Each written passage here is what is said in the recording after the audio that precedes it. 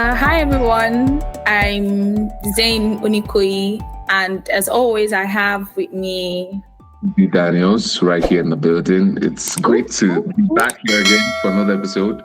Welcome. How are you guys doing? How are you doing, Zainab? I'm good. I'm all right. How about you? I'm just cool. That sounds. What's wrong? What's going on? I'm fine. I'm cool. I'm just cool. Okay. Yeah. So, what do you have for us today? Well, we have pretty interesting stories today. Still on the mainland versus island, brouhaha. But before we get into that, some pretty exciting things happened in the past few weeks. Talking about Mr Steeze online at the Ojudeoba festival. We're talking about Chivido who got married. That one. Wait, first of all, I think that I don't know if this is my opinion or something, but I feel like this Ojudeoba thing, people are taking it to the next level. It used to be just a cultural affair. Now it's becoming a fashion icon of some sort. Yes. So? And I think that has to do with, the media coverage that it gets now, that, a lot of people are always going there too, and it makes a trend. And I think that's why well, I'm happy because, we really don't see much of, our culture. Yeah, that way. So it's nice to see that. When I actually saw it, I was wild. I think the first time I saw it was last year. I was wild. Like, everybody was looking, colorful. It was really nice. But this year's own, I think Mr Steeze was one that took, everybody by with his tattoos and everything. That's true. So, I think most of our ladies and our women are becoming. Their mouths were watering seeing such a man like that. That's what you call zaddy. No, don't stress it. You are part of them. You are guilty. And those seems to be like the how do I put it? The event of the month on the island. Like, it was extremely everywhere. Let me just put it that way. David's wedding. Yeah, it took over everything. Everywhere was on shutdown. Traffic. It was crazy. It was really crazy. That was a great one. Honestly, that was a great one. Now, men, I prefer. What did you say? I feel like men are under pressure from their women. People. A lot of people have been saying they are going to marry for money now. Everybody has been saying they are marrying for money. They don't want to marry for love anymore. But I prefer because for me, David's wedding was good. Yeah, wow. Okay. But there was no wow factor, even down to the outfits. I think it was just all names, in my opinion. I think it was all just names. The outfits weren't all that wow. They were good. Yeah. Right? There was no wow factor. But when I saw Sharon Oju's outfits, all down to the decoration for her hall, every single thing, like all her outfits were given back to back. Her traditional wedding, the white piece, even her wedding that was made by Vicky James, amazing. And the reception dress, I don't know if you saw that one, the pink one. But what do you? So I know this is a bit off topic, but what do you think about the fact that she met her husband within like 2-3 months they were already engaged, and now it's not been up to 6 months and they are married? People have their own journey life. I think it depends. Some people want to know their partners before they get married for a long time. Some people just know and they want to go through with it. But I just hope that it's well thought out and it's not for ulterior motives or something like that. Because I hope so too. What saddens me is when celebrities get married and then they have to divorce later because of whatever. Apparently the guy has been married 3 times before her. And all within 5 years. All the divorces happened within 5 years. Yeah, the marriages and the divorces happened within 5 years. Yeah, according to the gist online. Okay. And he just divorced his wife this year. Wait, this is June. Yeah, so I think maybe they already had issues, but the divorce just got finalized this year. Okay. But So still like, yeah, so that's why a lot of people have so many things to say about it. A lot of people have. At the end of the day, I wish them the best, all the best in their marriages, and let's just not have any scandal in the media or something like that. That's all I'm concerned for. Meanwhile, I think that people really romanticize the idea of weddings too much. I love really quiet and intimate weddings. I don't want noise. But that's me anyways. Let's get into our story. Okay. So we have 3 stories for today. The first one is from somebody called Anuli. We have one story today. One? Yes, we have just one story for today. Oh, yes, we do. My bad. All right, let's get into it then. So you need to read it. Okay, yeah. So the story is from someone named Anuli. I'm just going to get into it. All right. Back in boarding school, we had just finished study time in our dorms. One of our dormitory supervisors who I did not like, called all my set girls together for a meeting. I sighed in aspiration. Hey, English is hard. I think I'm the one that is not collected today. But anyway, let's move on. Let's call her Miss Moin. Miss Moin could yep for Africa. She was the kind of person who said a lot of nothing. I avoided eye contact with her and continued looking at the books I was studying. This woman and I had silent beef with each other. When she first came to our school, she was unbearable, and I decided not to engage with her. I would meet with the other supervisors for any of my needs. Before this day, she had been randomly name-dropping me when she talked to our set girls.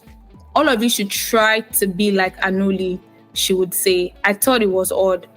She was suddenly trying to be chummy after I had been outrightly ignoring her for 3 years. I ignored her still. So on this particular day, she began to ask each of us where we lived for some reason. She went around the entire set of over 60 girls asking us where we lived. I was listening to try and understand what her point was.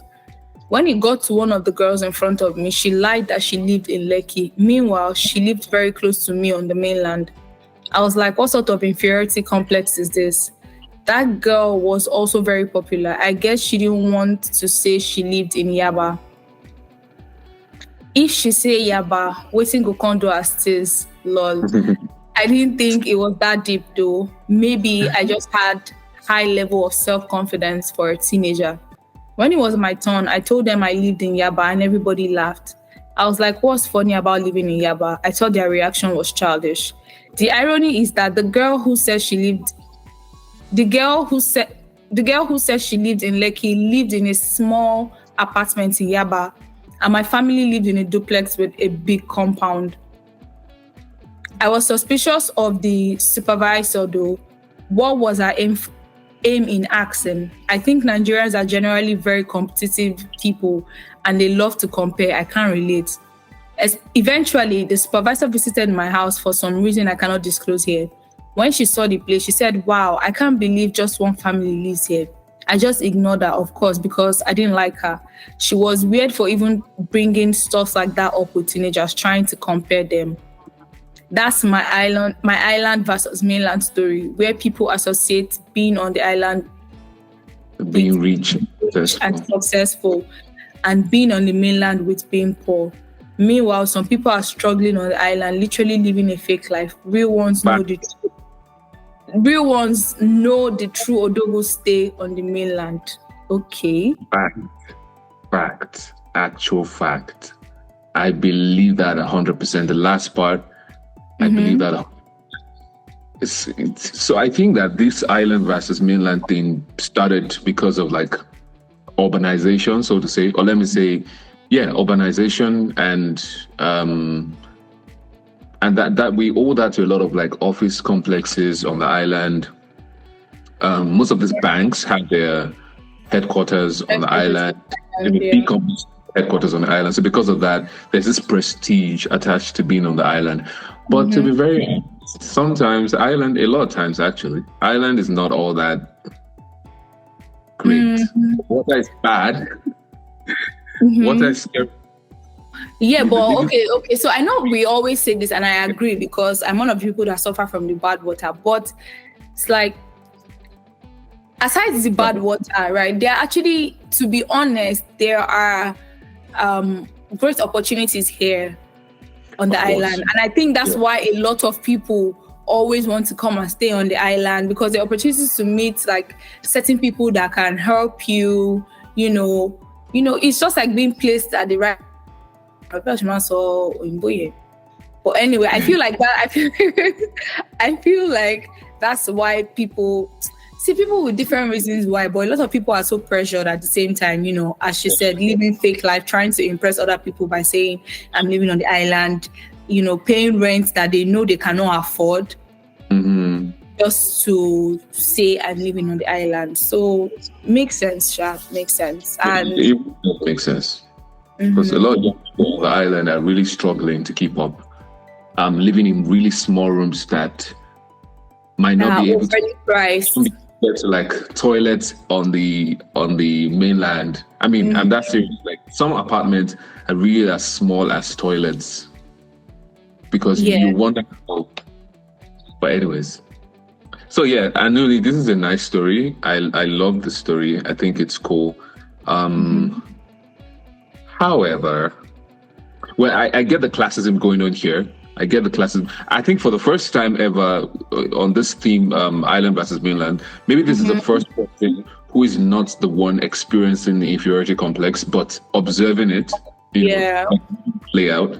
And I think that's really nice that she took note of that. Maybe she saw the other episodes and took a cue from that. Who knows? But this is really great. This is really great. Well done, Anuli.